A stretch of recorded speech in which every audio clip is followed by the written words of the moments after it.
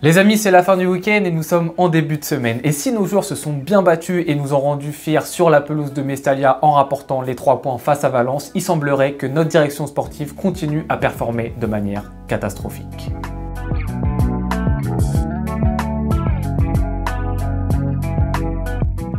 Les amis, nous sommes à 2 semaines de la fin de ce mercato et on voit bien que le Barça commence à travailler dans l'urgence et à faire strictement n'importe quoi, notamment sur le volet des départs, parce que là, le club a besoin de se débarrasser de salaire et justement de pouvoir enregistrer les nouveaux joueurs. Et on le voit tout d'abord à travers le cas le plus important, le cas le plus dramatique, qui est celui de Gundogan, qui est apparemment sur le mercato des transferts du côté du FC Barcelone. Alors, depuis plusieurs semaines, depuis plusieurs mois, il y a une pression médiatique autour de Gundogan. Le joueur ne se sent pas bien à Barcelone, le joueur ne va pas continuer l'année prochaine, il n'est plus dans les plans de la direction sportive, il a envie de quitter le club. Des rumeurs qui ont toujours été instantanément démenties par le joueur et par son clan.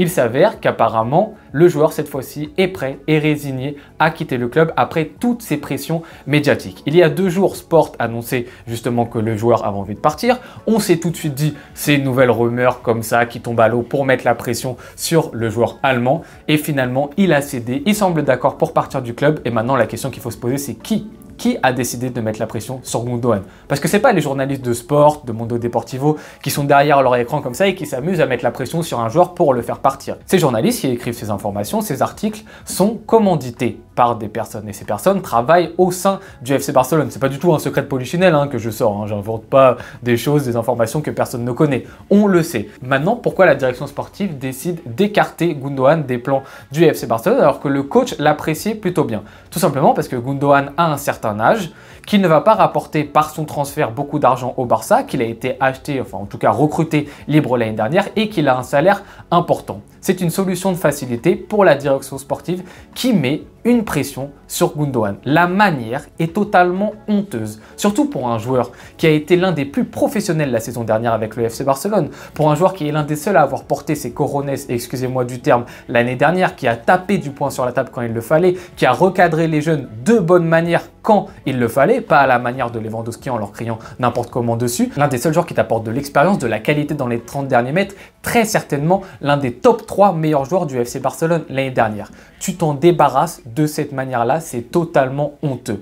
On comprend pourquoi la direction sportive veut s'en débarrasser. Mais s'ils veulent s'en débarrasser, c'est parce que leur plan A n'a pas fonctionné. Parce que si réellement c'était que le salaire qui posait problème par rapport à Gundogan, tu aurais réfléchi à cette solution depuis bien longtemps. Et depuis le mois de juin, tu serais en train de réfléchir justement à une porte de sortie pour Gundogan, ce qui n'est pas le cas. La direction sportive se réveille à 2 semaines de la fin, ce qui prouve que c'est une solution d'urgence et que ce n'est pas réfléchi et que tu te rabats sur le seul joueur qui ne va pas faire de bruit, qui ne va pas faire de vagues. Et j'espère bien que Gundogan, s'il part, et j'en serais très attristé, il va dire la vérité sur ce qui s'est passé au sein du FC Barcelone et au sein de la direction sportive parce que cette situation est honteuse en tout au point. Maintenant, on va se débrouiller avec les joueurs qu'on a parce qu'on a beaucoup de joueurs en tant que numéro 10, du Pedri, du Dani Olmo, du Fermin Lopez, du Pablo Torre, pourquoi pas, mais sur tous ces joueurs-ci, il n'y en a pas autant de joueurs aussi fiables que Gundogan. Pedri est un très très bon joueur, mais on connaît le nombre de blessures qu'il a eu sur ces derniers mois, sur ces dernières années. Dani Olmo, exactement la même chose, et saura-t-il se mettre au niveau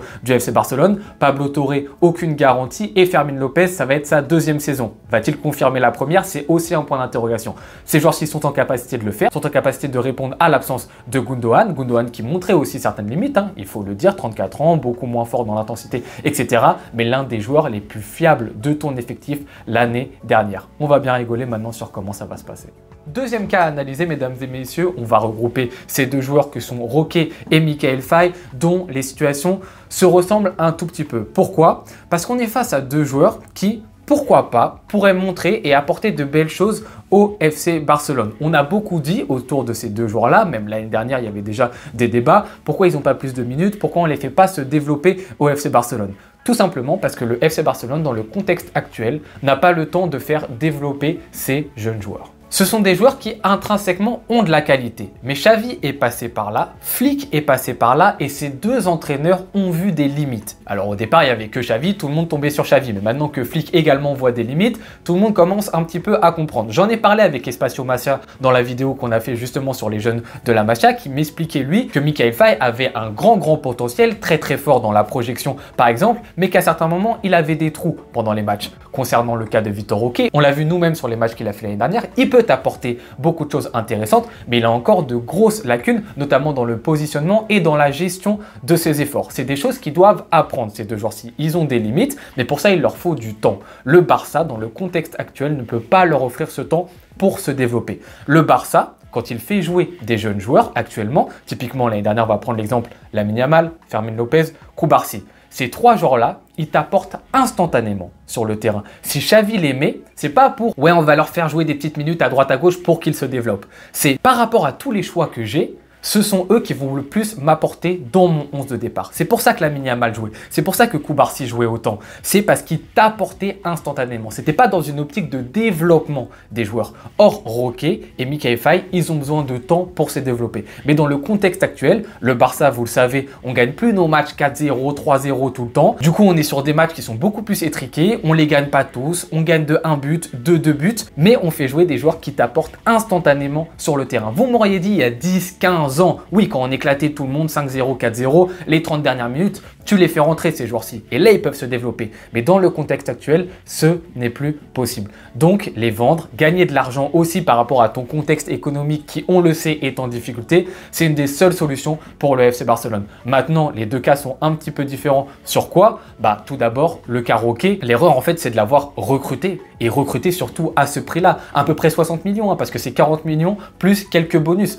On atterrit sur 60 millions. Sur un joueur qui, certes, était un très bon joueur au Brésil, qui a montré de bonnes choses, mais qui n'apportait aucune garantie sur sa capacité à s'intégrer au jeu européen. Et alors, si on est le Real Madrid, ils peuvent acheter Hendrick, ils peuvent acheter Güler, faire des paris là-dessus. Pourquoi? Parce que leur direction et leur planification sportive, elle est très bonne depuis des années et des années. Le Barça, dans le contexte actuel, comment on met 60 millions sur un joueur dont on n'a aucune garantie? Le problème, la grosse problématique, elle est là de base. Si tu as une telle somme d'argent, ne la pose pas sur un joueur sur lequel il va y avoir autant de questionnements, quand bien même le potentiel est grand derrière ce jour-ci. La première erreur, elle était là.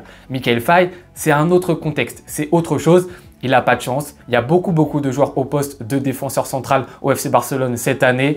Voilà, il paye les frais justement de ce contexte où le Barça n'a pas le temps pour développer les jeunes joueurs. J'espère en tout cas qu'autour de ces deux gars-là, on mettra pourquoi pas une clause de rachat qui sera pas très élevée parce que s'ils pètent, on aura des regrets bientôt parce que encore une fois, oui, ils ont beaucoup de qualité, ils peuvent beaucoup apporter et certainement dans 4-5 ans, on les verra dans des grands clubs. Mais actuellement, par rapport au contexte actuel, le Barça, on n'a pas le temps de les développer. Donc c'est une solution de facilité, mais les problématiques dès le départ par exemple par rapport à Roque, c'était qu'il ne fallait pas l'acheter.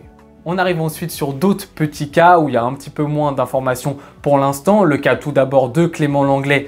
Ça va commencer à faire pas mal de temps. Aussi, lui qu'on aimerait bien qu'il dégage du FC Barcelone. Encore une fois, ça prouve qu'on travaille mal vu justement qu'on n'arrive pas à le dégager. Des rumeurs de Villarreal, etc. Maintenant, c'est l'Atlético Madrid depuis une semaine qui est à fond sur lui apparemment.